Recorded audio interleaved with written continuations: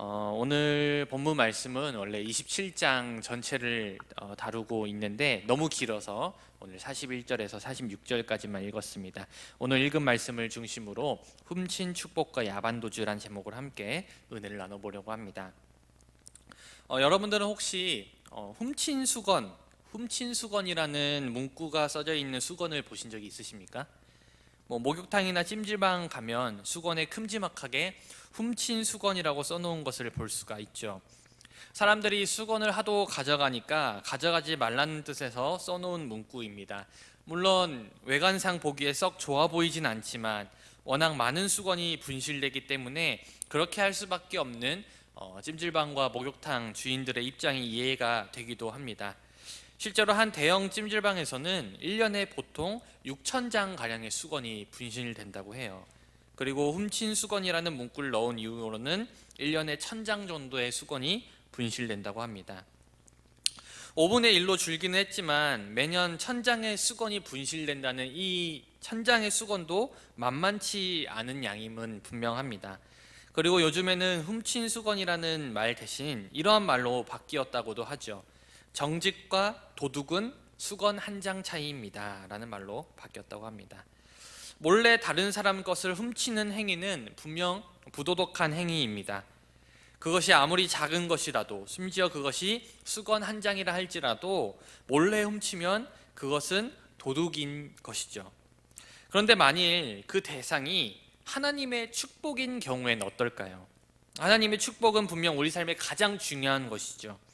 그렇다면 하나님의 축복을 얻기 위해서는 우리는 수단과 방법을 가리지 않고 심지어 다른 사람의 축복을 훔쳐서라도 그것을 쟁취해야 하는 것일까요? 아니면 하나님의 축복은 아주 중요한 것인 만큼 그것을 훔친 사람은 큰 벌을 받아야 하는 것일까요? 오늘 본문 말씀은 축복을 훔친 사람의 이야기, 바로 야곱의 이야기를 담고 있습니다. 이삭의 이야기를 우리가 지난주까지 살펴보았죠. 이삭이 그랄로 내려간 이야기가 끝나고 이제 창세기 저자는 이삭의 아들 야곱의 이야기를 본격적으로 하고 있습니다. 야곱과 에서의 갈등은 이미 두 차례 우리가 살펴본 바가 있죠. 첫 번째는 그의 어머니 뱃속에서 있을 때부터 시작되었고, 두 번째는 팥죽으로 야곱이 에서의 장자권을 가로챈 일에서 드러났습니다. 그리고 오늘 본문은 이 형제의 세 번째 갈등, 바로 아버지 이삭의 축복을 두고 드러난 갈등을 다루고 있는 본문입니다. 우리가 먼저 기억해야 될 게, 이전에 야곱이 팥죽 한 그릇으로 에서의 장자권, 장자의 명분을 가로챘는데, 이 장자의 명분은 유산 상속에 관한 것이라고 제가 말씀드렸었어요. 장자권은 다시 말해서 물질적인 유산 상속과 더불어서 장자의 책임과 의무를 물려받는 권한입니다. 반면 장자가 받을 축복이란 하나님께서 장자의 책임과 의무를 잘 감당할 수 있도록 하나님께서 미래에 약속하시는 복을 의미하는 것이죠. 물론 성경에서는 장자권과 장자의 축복은 분리될 수 없는 것이다, 나뉠 수 없는 것이라 보지만 에서는 이 두 가지를 다른 것이라고 보았던 것 같아요.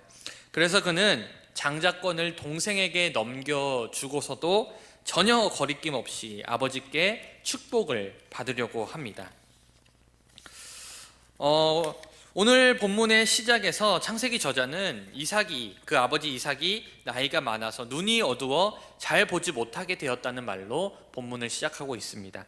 이것은 이삭의 육신이 점차 약해져 가고 있다는 뜻이고, 얼마 더 살지는 모르겠지만 죽음이 가까워져 가고 있다는 것을 뜻하는 말입니다. 그렇기 때문에 이삭은 하루빨리 자신에게 무슨 일이 생기기 전에 하루빨리 자신의 아들들에게 축복을 해주기를 원했습니다. 그런데 이 두 아들이 태어날 때 하나님의 계획이 있었습니다. 그게 뭐냐면 큰 자가 작은 자를 섬길 것이다 라는 말씀이 있었어요. 이 하나님의 계획과 약속을 생각한다면 장자였던 에서가 아니라 야곱이 하나님의 언약을 물려받게 될 것이고 장자의 역할을 대신하게 될 것이라는 이 하나님의 계획이 이미 다 나와 있었다는 것이죠. 만약 이삭이 이 하나님의 계획을 생각했다면 야곱에게 축복을 해줘야 했습니다. 하지만 이삭은 평소 자신이 사랑하던 아들 에서를 따로 불렀어요. 따로. 그리고 에서에게 이렇게 얘기하죠. 너가 들에 나아가서 사냥을 해서 내가 평소 즐겨 먹던 별미를 만들어서 오면 내가 그걸 먹고 너에게 축복을 해주겠다라고 이야기를 합니다. 하나님의 약속이 향하고 있는 야곱보다 자신이 좋아하는 음식을 가져다 주는, 그리고 자신이 더 사랑하는 에서에게 축복을 해주고자 하는 이삭의 모습을 통해서 어쩌면 하나님의 약속보다는 자신의 육신의 즐거움과 자신의 감정적인 생각이 더 앞서고 있는 이삭의 모습을 오늘 우리가 보게 되는 것이죠. 아버지의 명령을 받은 에서는 즉시 사냥을 하러 떠났고, 이삭과 에서의 대화를 옆에서 듣게 된 어머니 리브가는 음모를 꾸밉니다. 남편인 이삭을 속여서 에서에게 임할 축복을 자신이 사랑하는 아들 야곱이 대신 받도록 하는 것, 그 축복을 가로채서 야곱에게 넘겨주는 것이 바로 그녀의 계획이었어요. 물론 이것 또한 리브가의 편애에서 비롯된 일이었습니다. 게다가 그녀가 사용한 방법은 정말로 야비한 방법이었습니다. 눈이 어두워서 앞을 잘 보지 못하는 사람을 속이는 것은 하나님이 결코 기뻐하시는 방법이 아니죠. 성경은 앞 못 보는 장애를 이용하는 일을 금지하고 있을 뿐만 아니라 하나님께서 맹인과 귀머거리를 특별히 헤아리신다고 경고하고 있습니다. 그럼에도 그녀는 자신이 사랑하는 아들 야곱이 축복을 받게 하기 위해서 야곱에게 뜰에 나아가 염소 2마리를 가지고 오면 내가 아버지 이삭을 위해 요리를 해주겠다라고 제안을 합니다. 이러한 어머니의 제안에 야곱은 좋으면서도 또 한편으로는 두려웠어요. 그런데 그가 두려워했던 이유, 그가 고민했던 이유는 그 어머니가 사용하고 있는 방법, 자신이 앞으로 사용해야 될 그 방법이 윤리적이지 못하고 부도덕하기 때문이 아니었습니다. 야곱의 걱정은 뭐였냐면 내가 형과 신체적으로 다르다는 거예요. 그래서 들킬 수도 있다는 사실이었습니다. 야곱은 전혀 도덕적이고 양심적인 사람이 아니었어요. 그가 유일하게 걱정했던 것은 지금 이 방법이 옳은 방향인가, 이것이 아니라 일이 잘못되었을 때 내가 아버지께 저주를 받을 수 있다라는 것만 걱정하고 있었습니다. 그러자 리브가는 혹시나 일이 잘못되면 야곱에 받게 될 저주를 자신에게 돌리려고 말하면서 자신의 말을 따르라고 야곱에게 말합니다. 결국 야곱은 어머니 리브가가 지시한 대로 염소 2마리를 가지고 왔습니다. 그리고 리브가는 그 짐승들로 이삭이 좋아하던 음식을 만들고 에서의 옷들 중 가장 좋은 것을 꺼내서 야곱에게 입혀줍니다. 그리고 염소 새끼의 가죽을 그의 손과 목에 매끈매끈한 곳에 입힌 후에 이삭에게로 들어가게 합니다. 야곱은 어머니가 준비해 주신 음식을 들고 눈먼 이삭을 찾아가서 마치 자신이 에서인 것처럼 행동을 합니다. 물론 몇 번의 위기가 있었죠. 하지만 야곱은 임기응변으로 모든 것을 극복해 나갑니다. 사실 내 아버지여 라는 야곱의 음성에 이삭이 반응하기를 너는 누구냐라고 반응을 하는데, 여기서부터 사실은 위기가 찾아온 것이죠. 너는 누구냐라는 질문에서 느껴지는 것은 야곱의 목소리를 전혀 에서의 목소리처럼 인식하지 못했다는 데 있습니다. 그리고 이삭은 지나치게 빠르게 음식을 요리해서 가지고 온 것에 대해서 너가 어떻게 빨리 사냥을 마치고 오게 되었냐는 질문을 하는데, 야곱은 여기서 이렇게 대답해요. 아버지의 하나님 여호와께서 나를 순조롭게 만나게 하셨다라고 하나님의 이름을 빙자하면서까지 거짓말을 하는 모습을 보게 됩니다. 하지만 여전히 자신의 앞에 있는 사람이 도저히 에서라고 생각되지 않았던 이 이삭은 이 아이가 참으로 에서인지 확인하기 위해 가까이 오라고 하고 직접 만져봅니다. 그리고 야곱을 만져본 이삭은 이렇게 이야기하죠. 음성은 야곱의 음성이나 손은 에서의 손이다 라는 결론을 내립니다. 이 아이가 야곱인지 에서인지 아직까지도 확신이 서지 않는다는 말이죠. 그래서 이삭은 그가 정말로 에서인지 한 번 더 물어본 이후에 자신이 좋아하는 음식을 먹고 야곱에게 결국 복을 빌어줍니다.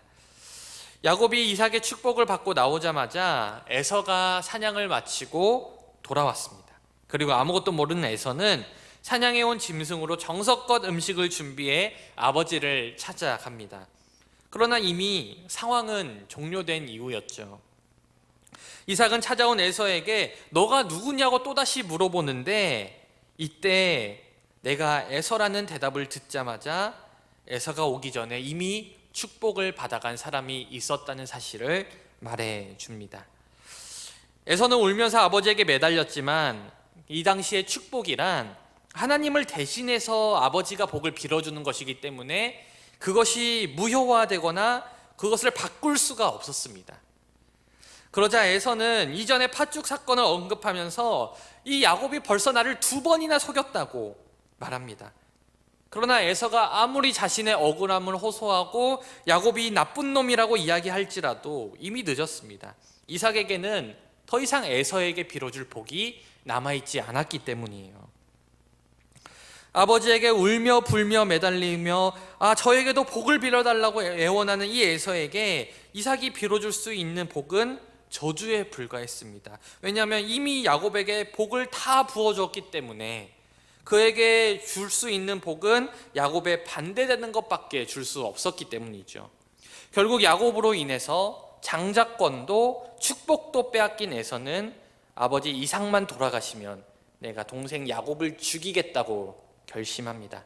그리고 이러한 에서의 마음을 헤아린 어머니 리브가는 에서의 분노가 사그러질 때까지 야곱을 자신의 친정 오빠인 라반의 집으로 도피시키기로 했습니다. 그리고 에서의 마음만 안정이 되면 야곱에게 사람을 보내겠다고 약속을 하죠. 그렇게 야곱은 야반 도주를 하게 됩니다.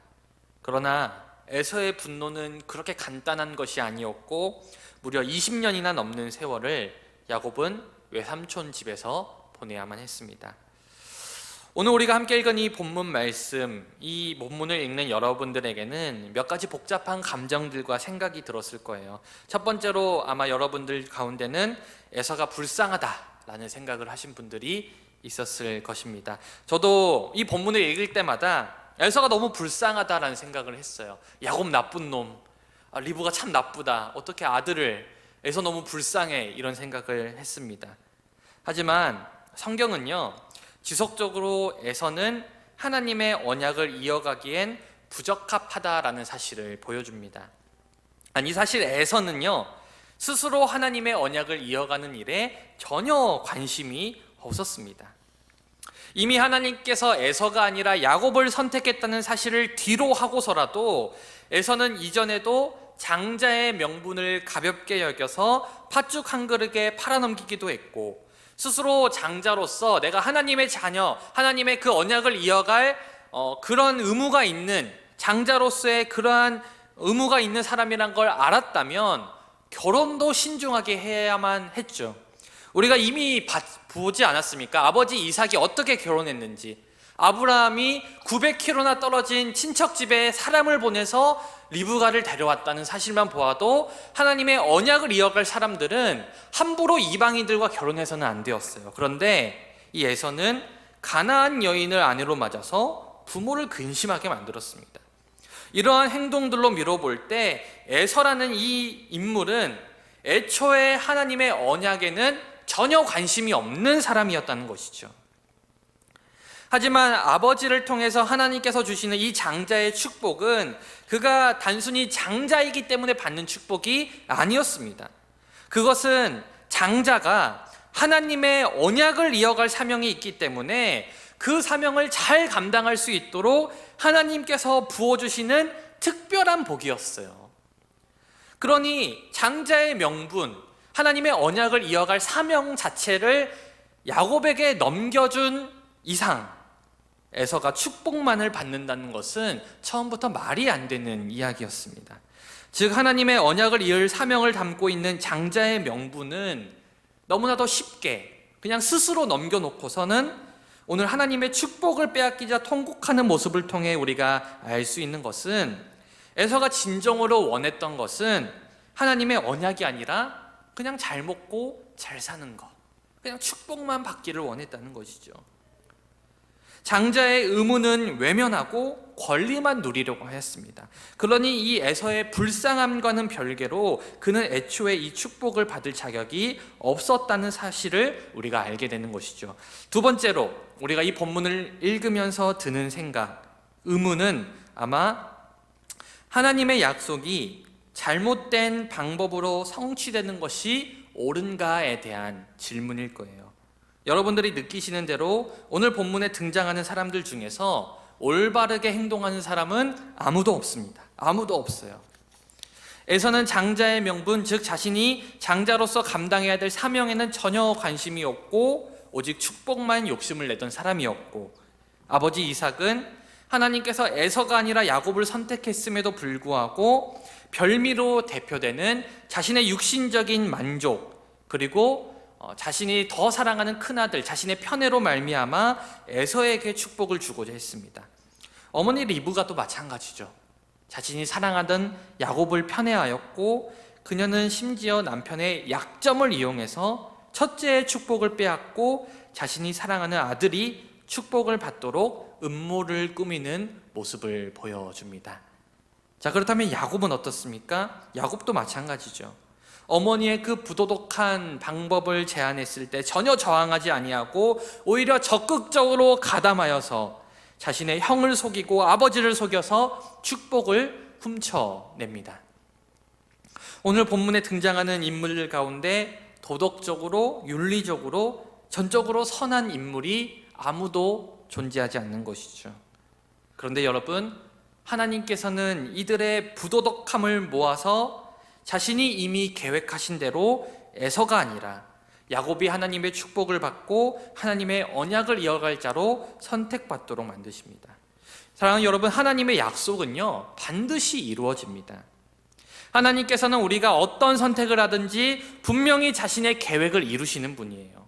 심지어 인간의 부족함과 악한 의도까지도 사용하셔서 자신의 계획을 이루시고 자신의 약속을 이루시는 분이 바로 하나님이십니다. 그러니 우리가 창세기 말씀을 처음부터 지금까지 살펴보면서 계속해서 깨닫게 되는 사실은 바로 우리의 어떠함과 상관없이, 내가 어떤 인간인지와 상관없이 하나님의 약속은 반드시 성취된다는 사실입니다. 근데 여러분, 우리가 이 말을 잘못 이해하면 내가 어떠하든지 어차피 하나님의 계획과 약속은 성취되기 때문에 마치 내 마음대로 살아도 되는 것처럼 이해하게 된다는 것이죠. 그렇게 착각하게 된다는 것입니다. 하지만 결코 그렇지 않아요. 왜냐하면 하나님의 언약이 성취되는 것, 하나님의 약속이 이루어지는 것과는 별개로 내가 잘못된 방법을 선택하면 그 결과는 반드시 나에게 다시 돌아오기 때문입니다. 그러므로 오늘 말씀에서 우리가 또 한편으로 주목해 보아야 될 것은 오늘 벌어진 일련의 사건들로 인해 결국에는 하나님의 계획대로 되었지만 각자의 잘못된 방법을 사용한 등장인물 모두가 자신들의 방법으로 인해 고통을 받고 있다는 사실입니다. 결과적으로 모두가 고통을 받고 있다는 사실이에요. 축복에 집착하였던 에서는 축복을 뺏겼습니다. 첫째를 편애했던 이삭은 자신이 사랑한 첫째를 저주할 수밖에 없었어요. 야곱을 편애한 리브가는 야곱과 이별을 하게 되었고, 무엇보다 아버지와 형을 속이며 축복을 갈취한 당사자였던 야곱은 갑자기 부모의 집을 떠나 외삼촌 라반의 집으로 갔는데, 그곳에서 자신이 형을 속였듯이 외삼촌이 자신을 속여서 무려 20년이나 넘는 세월 동안 노예처럼 그 집안에서 불임을 당하게 됩니다. 여러분, 만일 아버지 이삭이 하나님의 계획을 기억하고 이 두 아들 간의 교통정리를 잘 했다면, 에서도 하나님께 순종하는 마음으로 자신의 권한을 기쁜 마음으로 기꺼이 양보했다면, 야곱과 리브가는 하나님의 약속을 기억하면서 그것이 이루어지기를 잠잠히 기다렸다면 한 가정이 깨어지는 이러한 비극적인 일은 벌어지지 않았을 것입니다. 그러나 온갖 사사로운 감정들과 인간적인 방법이 동원되자 하나님의 계획은 이루어졌는데 한 가정이 깨어지고 모두가 고통받는 안타까운 일이 벌어지게 되었습니다. 하나님의 약속의 성취와 별개로 잘못된 방법은요, 반드시 그 결과를 가져옵니다. 그래서 하나님의 약속을 이어갈 자로 선택을 받았음에도 불구하고, 그리고 형의 축복을 대신 받았음에도 불구하고 야곱은요, 창세기 47장 자신의 인생의 말미를 이렇게 고백합니다. 나는 험악한 인생을 살았다라고 고백합니다. 여러분, 하나님의 축복을 받았는데 평안한 인생이 아니라 그는 평생을 험악한 인생을 살았다고 고백하고 있어요. 만약 그가 바른 방법을 선택했다면, 만약 그가 하나님의 축복을 받기 위해 부도덕한 방법을 선택하지 않았다면 그는 이러한 고백을 하지 않았을 거예요. 야곱은 자신이 아버지와 형을 속인 대로 똑같이 대갚음을 받았습니다. 자신이 아버지와 형을 속인 대가로 외삼촌 라반에게 속임을 당했고, 또 그가 아버지를 속이기 위해 자신의 형의 옷을 대신 입고 들어갔던 것처럼 자신의 사랑하던 아들 요셉이 이후에 형들에 의해 팔려갔을 때 그는 요셉의 색동옷 때문에 그 자식들에게 속아서 요셉을 영영 잃어버린 줄 알고 통곡하는 삶을 살아왔습니다. 어쩌면 그가 저지른 그대로 대갚음을 받은 것이죠. 나는 험악한 인생을 살았다는 이러한 야곱의 고백은 하나님의 언약을 이어가기 위해 끝까지 올바른 방법을 선택했던 아브라함의 평안한 말미암은 대조가 됩니다. 그러니 우리에게 있어서 하나님의 약속이 성취되는 것 너무 중요하지만 그에 못지않게 중요한 것은 바로 바른 방법으로, 올바른 방법으로 그 약속을 향해 나아가는 것입니다. 사랑하는 여러분, 만일 여러분들이 하나님이 우리를 선택하셨고 하나님의 약속은 반드시 성취된다고 믿는다면 우리는 바른 방법을 선택해야 합니다. 아니, 오히려 하나님의 선택과 약속은 결코 변함없다는 굳건한 믿음이야말로 우리로 하여금 꼼수나 편법이 아니라 바른 길, 바른 방법을 선택할 수 있도록 이끌어줍니다. 왜냐하면 바른 방법으로 도저히 길이 보이지 않는다 할지라도 결국에는 하나님께서 이뤄주실 거라는 그 믿음이 길이 보이지 않는 그 바른 방법을 선택할 수 있도록 우리를 이끌어주기 때문입니다.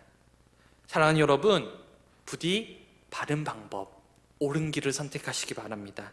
이제 우리 사랑하는 청년 모두가 하나님의 약속을 이루기 위해 바른 길, 하나님이 기뻐하시는 길을 선택하시길 주님의 이름으로 간절히 축원드립니다.